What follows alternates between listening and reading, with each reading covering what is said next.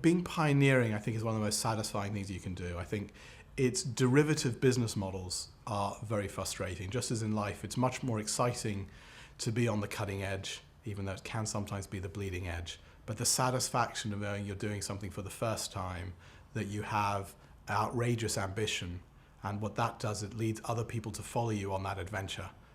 So I think setting aspirations high, doing things for the first time, breaking new ground, being bold, means you have the opportunity to do things at a bigger scale. Don't worry about failure. We need to try to wear that failure as a pioneering badge of honor more in this country than as something that is a stigma. Hands-on learning is definitely the best thing. However, the challenge is, if you learn in large corporates, it's actually much harder than learning in small ones. If you go to small companies, you tend to be able to do a lot more, and then what you can learn in a few months at a startup is like several years of either an MBA or of working in a large corporate.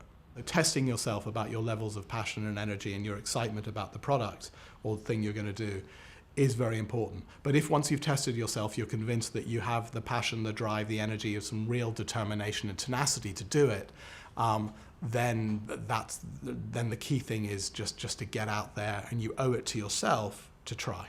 I'm sure that everybody has some level of ambition, but I think it's timidity and self-confidence that will probably drive people away from trying to do stuff. So I think the challenge for us as a society is to give people more self-confidence, give them more tools, make it easier for them to be pioneering, to venture out and to try things, and also make them less scared about the stigma of failure. The pioneer, I guess, that many people look up to in this country and abroad actually is obviously Richard Branson, and that's because he's taken this brand and taken it into many different areas, and it's a brand which is about the underdog, it's about cutting through, it's about disrupting the incumbent players, and the great thing is a lot of other entrepreneurs will take their cue from that and start businesses based on what they've learned and followed. I think we probably haven't seen the UK versions of Mark Zuckerberg, who founded Facebook. I hope we'll get more and more of those in Europe. I think it's those